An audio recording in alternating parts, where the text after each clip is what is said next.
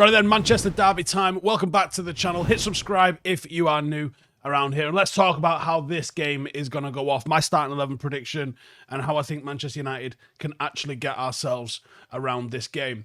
Now, City started this season really strongly. They had a very convincing win over Wolverhampton Wanderers, albeit a team that I did think was going to get relegated when I was predicting my league table at the start of the season.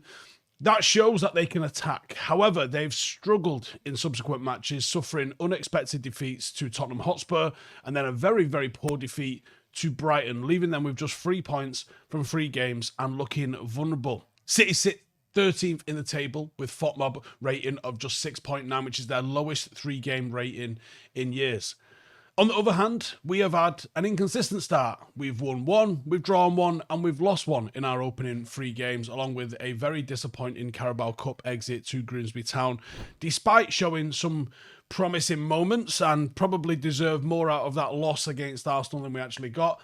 Our 1 victory come in that hard-fought game against Burnley, where actually the result did not show how good the performance was. We sit 9th with a slightly lower FOTMOB rating of 6.82, but we lead City on XG, 6.8 compared to their 5.8, showing that we are creating more quality chances so far this season. Now, how do they play? To start the season, City primarily deploy that 3-2-5 in possession shape. That sort of evolved the way it has over recent years. Inverting fullback systems has all changed, and now it's this sort of 3-2-5 in possession shape. It starts out as a 4-3-3 on paper, and then it typically shifts where the left back will tuck in to form a back 3 alongside the 2 centre halves, while the right back, which has been either Nunes or Rico Lewis, inverts into midfield. The double pivot provides stability, allowing the front 5 of wingers, Erling Haaland, etc., to all advance, and they will push the midfielders up into that forward 5 as well, stretching the pitch, overloading the channels. Alternatives, because they don't always play the same thing, would be a 4-2-2 when they look for a bit more central dominance, or they've occasionally gone with a midfield diamond, which is a 4-1-2-1-2 against low blocks. Everything that they do emphasizes rotations over rigid lines.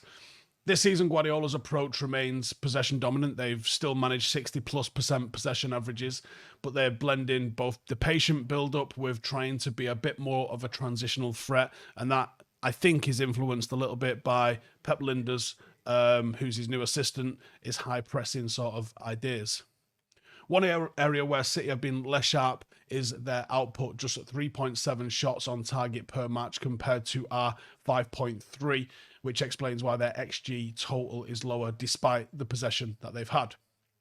Now, in the build-up, a back 3 circulates very patiently against the man-marking presses. You'll see Rodri as a bit of a reset hub, Ederson's successor, which could be Donnarumma, but has also been James Trafford in games this season. Distributes short to the centre halves, and they look for progression, getting on the turn and moving it up the pitch. The goal is controlled entries into that middle third, trying to avoid turnovers. Now, progression focuses on half-space overloads. They like to operate in those sorts of channels. Reyners does seem to ghost forward. Silva seems to create quick combinations, or wants to create quick combination. The wingers will push high and wide and try and pin the defensive line back. Left side seems to be where they kind of bias it a little bit, and that emerges from Alt-Nouri overlapping and Doku with 1v1 dribbles. That's going to enable cutbacks into Haaland in the centre of the pitch. In the final third, central penetration is where they are dominant. 70% of the chances comes from short passes or cutbacks, not long shots. Haaland is going to look to pin the centre halves, and he has to be dealt with. He's someone that you have to go and engage. You can't leave him. You can't leave him in space because he will punish you. But if Haaland pins one of your centre halves, that's going to create space for the late runners, and that's where the likes of Reyners and Bernardo have found a little bit of joy. Fluid rotations is still what they're looking to do. Out of possession, and arguably where they've faltered this season, they're looking to aggressively counter-press. 2 or 3 players are going to try and swarm within that first 5 or 6 seconds. That then collapses into the ubiquitous 4-4-2 mid-block.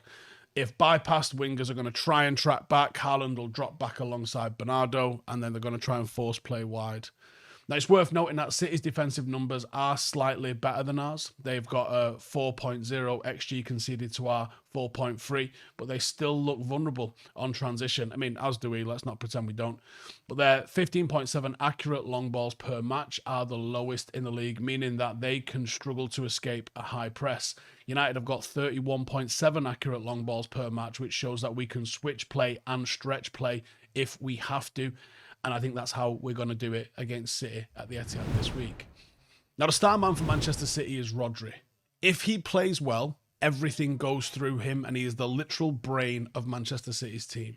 He is the key to everything they do, offensively and defensively. He's a very underrated creator in forward areas because of the ability that he's got to just consistently recycle the ball. And we know that defensively, he's what knits that City team together. You stop Rodri, and you're 75% of the way to stopping Manchester City. Now, throughout this prep, I've been using FotMob, which is a football app that has got over 20 million fans to dig in to the different stats, from XG to conceded chances to the crossing number, and as well as the player ratings. For example, United average 6.7 accurate crosses per game compared to City's 4.0. That is a potential area to exploit that we've not really seen Sesko in the league from the start, but Sesko's presence in the air is something that we have to be aware of. In terms of my Manchester United starting 11 then, no surprises. I've spoken about this kind of all week in the build-up to this. I would go with Lemon in net. I think he's the clean slate, the fresh start. No PTSD from earlier mistakes from Bayern, nothing like that. Fresh keeper, fresh start, and hopefully get him to kick off on a big win and a clean sheet. The back three, you go Lenny Yoro, De Ligt, and De Ligt's going to get tasked with trying to go 1v1 and dominate Erling Haaland. Certainly not going to be easy, but that's what he has to try and do. And then I think it'll be Luke Shaw, left side centre-half. My four across the middle, we go with Dorgu on the left, who I think is probably going to have a really big game in this. If he defends and attacks well, Manchester United will have a good game. And then I go with a more defensive-minded midfield of Casemiro and Ugarte, with Mazraoui at right wing back. Then I go with Mbuemo and Bruno behind Sesko. Bruno played higher up, allows his natural tendencies of tenacity and trying to chase every single ball and his creativity to shine. And they don't become a hindrance to the team. He gets to do his stuff in that position, and no matter what, it is positive impact. Ugarte and Casemiro, because of the rotations, because of the central overloads that City want to play, those two just need to hold their position. But what Manchester United have got here, which actually we've not had for a while, is match winners coming off the bench. Not in my starting 11 is Matheus Cunha. Matheus Cunha, I'm protecting his hamstring a little bit, coming on for 20-25 minutes. If we need a little bit of magic to break City down, sweet. The same with Amad Diallo.